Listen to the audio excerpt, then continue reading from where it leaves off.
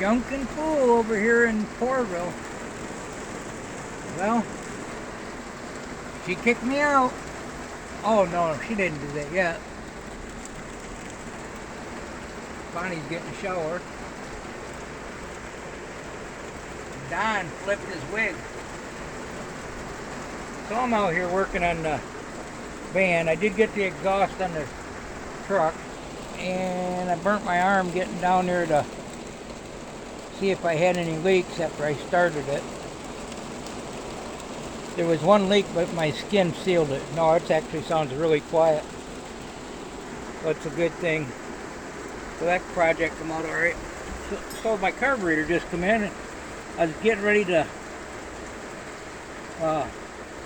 take the truck for a little drive and get it off the ramps, make room for my other truck up that way, and I heard a beep, and I'm like, why is this horn going off? It was my mailman beeping, and he brought my carburetor, my new one. So there's the old one.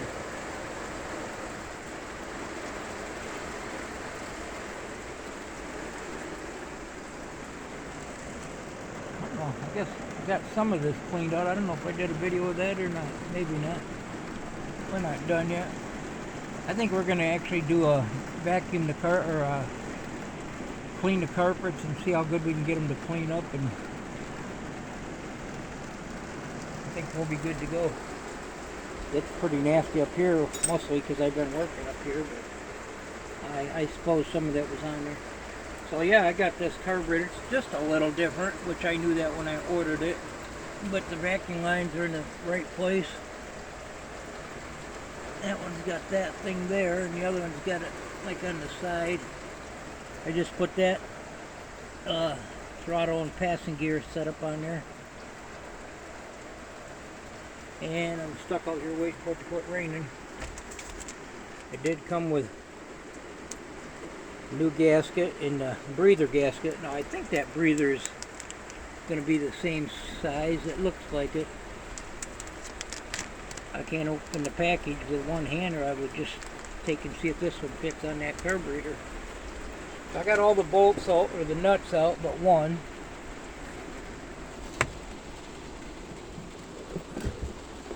And I don't know, I did put a new coil on it the other day. It was sparking like an orange color. There is the old one. So that one I know will run it, but it just didn't have no power. So, and there's a couple clips for the passing gear and throttle. That's the box the carburetor come in. So yeah, I can't find my center punch. I got one nut right there. Where it go? That's the only thing hold me. Right there. Where'd my finger go? There's my finger. Right in there somewhere. I can see it. And it's already stripped out. It was stripped when I started. And I can't really, I've got a pair of vice grips. I couldn't turn it with vice grips. But I did buy some paint. I think it's still in my truck. I'm going to paint this up. I ordered the valve cover gaskets. And I stopped in today to get them, and they forgot to order them. I paid for them, but I said, yeah, it's alright. I got enough projects. I didn't drive out of my way, so I think when I pull this old carburetor off, I'm going to paint the, clean it up. I got a wire wheel and I think a Dremel. See if I can get in there and kind of clean it up a little bit. And I'm just going to paint the intake, take the valve covers off and paint them when they're off the van.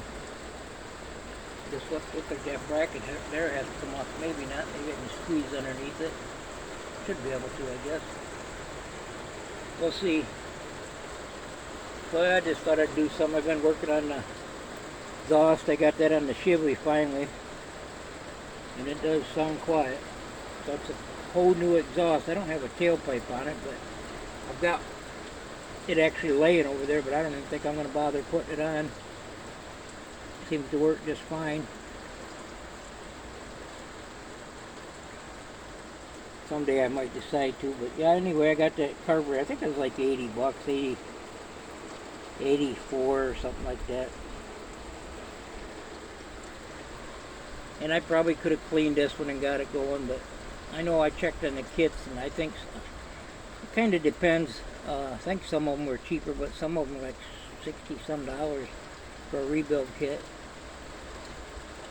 I might need that carburetor for something down the road. I've actually got another 360 out back, but I just figured I'd put a new one on there. I want to still get that motor running out back, so I'll have a few extra parts when I'm all said and done. So this is a junkin' pool. It's raining over here today.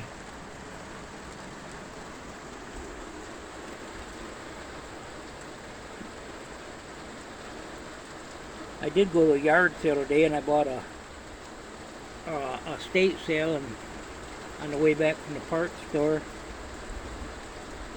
and I bought a lantern and the globes, not the globes. Anyway, them things that go with the lanterns.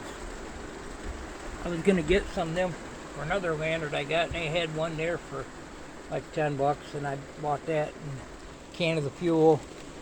I see on the YouTube videos they say you can burn regular gas in them, but I just got it just to have it.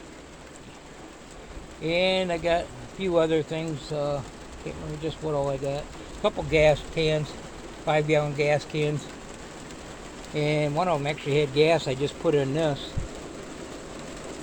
I was gonna start it, and I didn't really want to fill it was clean gas. I looked at it. I got it for one can, 5-gallon can for $5 and one for $4. And I know them 5-gallon gas cans are kind of expensive.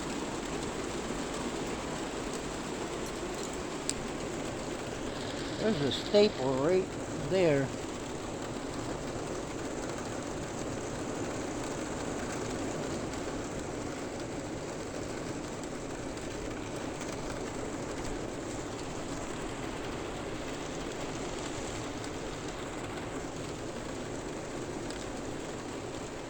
Don't want to get my toe on that.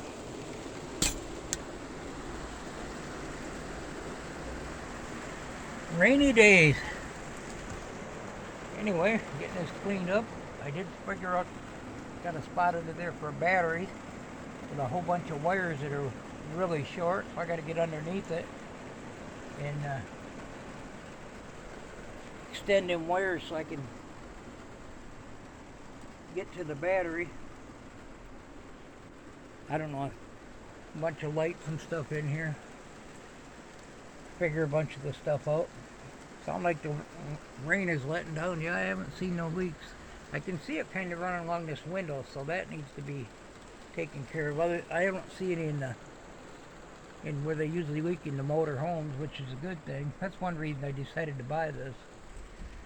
So we've got, I think, around $900 in there. I can't remember, because we paid $7 for it and $165 to get it towed home.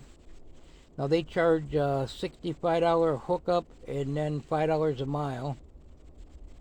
So we keep track of what we got into it, and that way if we ever decide we want to sell it, we're gonna, which I don't plan on selling it, but you just never know. And I like to know how much I got into stuff. So I got a few other things I gotta write down. And when I say I keep track, well, we write it down. Debbie usually does that part, but the stuff I buy, like this, which was for multiple projects, I usually even add this on. Because my theory is, I've been buying and selling everything for years, and no matter what you buy or sell, sometimes you win, sometimes you lose. But if you're winning 70% of the time, you're going head in the right direction. Now, I'd like to win 100% of the time, but that obviously don't happen. And if you worry about losing $1 on something once in a while, you're never going to gain $1 on the good things. That's my philosophy in life in general. Whether it be buying a car, truck, stove, anything. buy something cheap enough where you can make a few bucks. So yeah, that's me. If I see something I think I might want to buy, sometimes it's spur of the moment type stuff. If I think I can make $1, and it depends on how long it's going to take you to make money on it too. There's still a lot of deals out there. Buy low and sell at a fair price. Anyway, if I make $1, it's sure luck. If I make $1, I won't holler. Hey, thanks for stopping by. Go make $1 or not. Goodbye now.